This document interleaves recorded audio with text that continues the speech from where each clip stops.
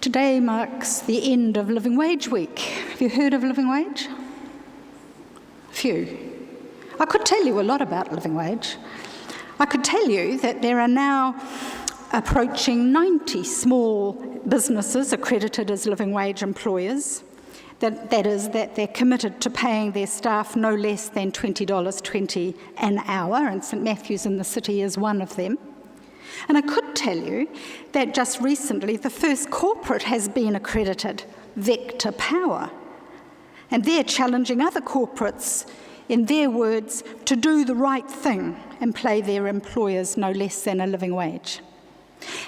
Or I could tell you that research here in New Zealand shows that the tipping point between living with dignity and paying your way, keeping your children out of the poverty cycle and being happy, is about having an income of about $40,000 a year, which happens to be more or less the living wage.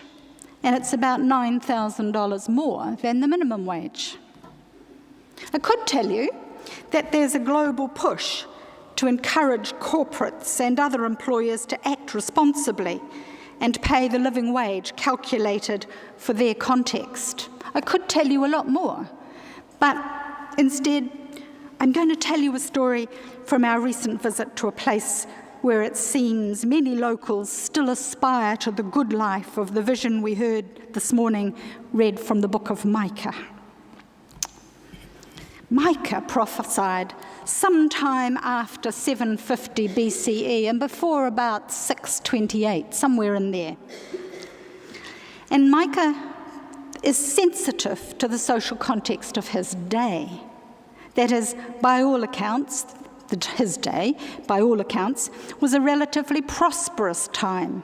But, you won't be surprised, the wealth was concentrated in the hands of an elite. And the rest struggling with the accompanying social injustice. The hope-filled vision that we heard read speaks of everyone sitting under their own vine and fig tree, and I dare to say, surrounded by their own olive trees. As I was mentioning, we've recently returned from Crete, a place where this vision of the good life still operates, where most of the food necessities come from their own farm. The farm people spoke about in the traditional village where we stayed might have been no more than a small holding, no bigger than the section that many of us would like to have to put our house and garden on. Or it might have been a number of acres with vines and olive trees that they'd been caring for over 500 years. And of course, a flock of sheep-goats, as we called them, because it's so hard to tell the difference between sheep and goats over there. However much land you had, it grew enough for your basic needs, and some to barter or simply give away. Even as visitors, we were the recipients of this generosity many times over. Some of the work on the farm is done by the landholder themselves, and at other times the work is done as a community effort, such as the grape harvest and the wine making. And yet at other times, extra hands are employed, like when it's time to harvest the millions of olive trees. However the work of producing the food and wine is done, both the work and the produce are shared, sold, bartered, or given away. Our experience of this approach to the land and to living is one that clearly identifies community as important. In conversation, people we spoke to expressed satisfaction with being part of a community of people, including extended family members and neighbours. And those people would all help each other out, so no one was without work to do or without enough to live on through all the seasons of the year still to come, including having some left over to share with guests. The economic security provided by their land and their family and community, having the sun and having the shared stories that shape who they are and how they live together, was both a source of pride and the foundation for the sense of satisfaction with their lives that was spoken about by those who engaged us in conversation. Now, I even said, "Where do you go on holiday?" And they said, "Holiday? Where would we go? It's gorgeous, it's beautiful here. We have all we need here. Where would we go?" I mentioned New Zealand was pretty gorgeous too. But we have a story as well, a story that shapes our living and our relationships. We have our Christian story, and it begins way back, wrapping in some of the same elements that shape my Crete companions. Stories that include those vines and fig trees, stories about community and shared care, about love and family and neighbour, and about knowing how to celebrate what's good and about how to care for the earth. Our urban location puts us at some distance from this land-based security experience day by day. It makes it much more difficult for us to remember that what we need for living comes to us from the earth and from the families and friends and neighbours. The story we hear most often is one about what we deserve, not what we need. It's about the accumulation of surplus, not generous sharing. It's a story contrary to the one of thankfulness for all the earth provides and for families and neighbours and friends.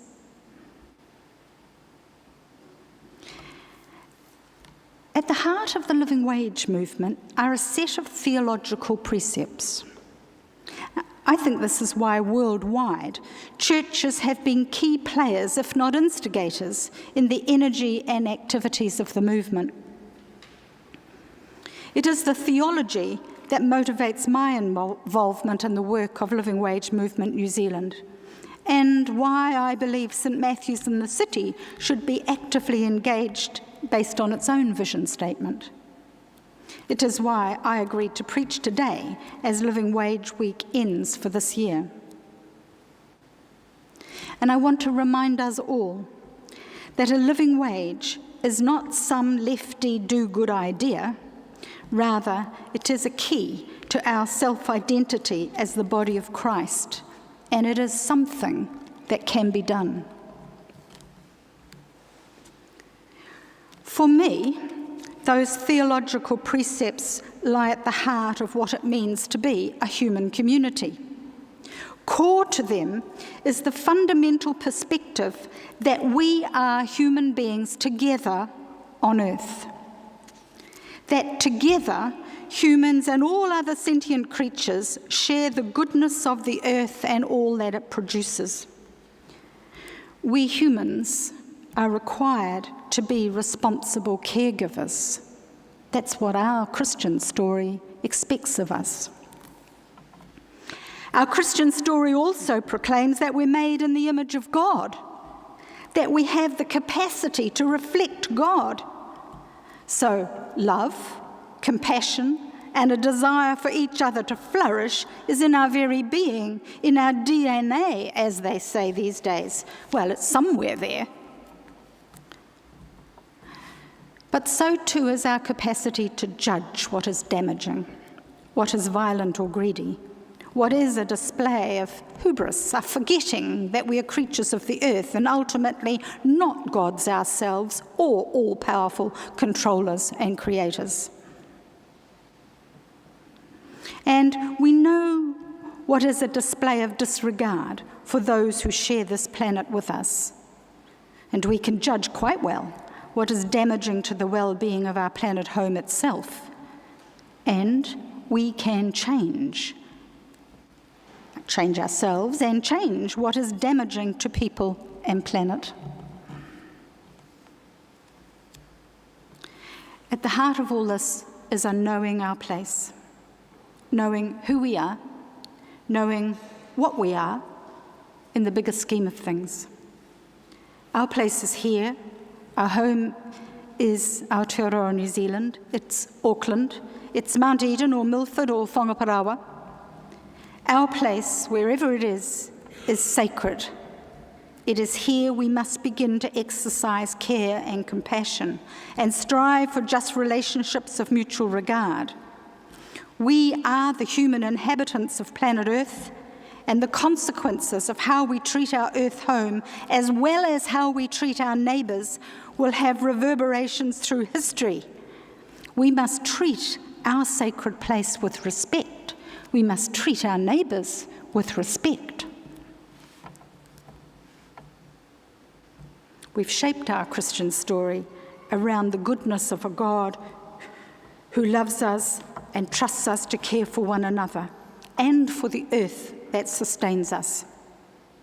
And we're all players in that story we have chosen as ours. We all have equal place, or should have, according to our story, because, as the old poster used to say, our God makes no rubbish and has no favourites. To this end, we all have a mutual responsibility to care for each other, beginning with our community, with those who share our place with us. And while we may not these days have our own vines and fig trees and olive trees and sheep goats to provide us with security and a sense of place, what these things represent in the story of well-being and security, we can have. We can have a level of economic security that promotes confidence in who we are and where we are. And we can have the community engagement that encourages a sense of well-being and mutual compassion. And in this land of plenty, we can all have enough, if we choose enough, instead of a superfluity. And if we act with generosity because we believe there is enough, instead of hoarding because somewhere deep inside we believe there is a scarcity. We can all have a living wage, an adequate income to live with dignity, providing the necessities of life for our children and enabling us to participate in our communities.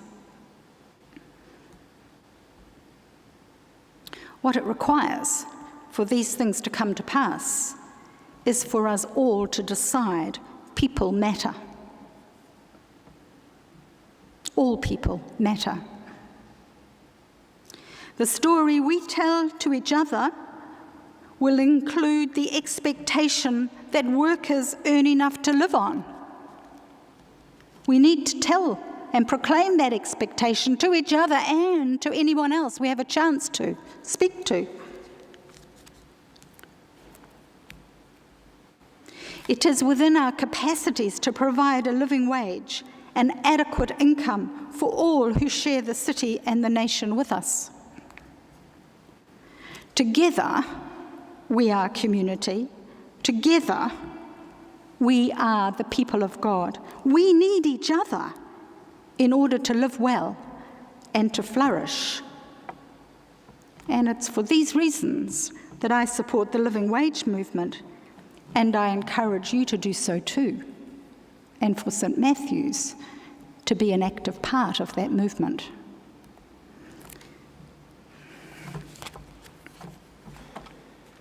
Amen.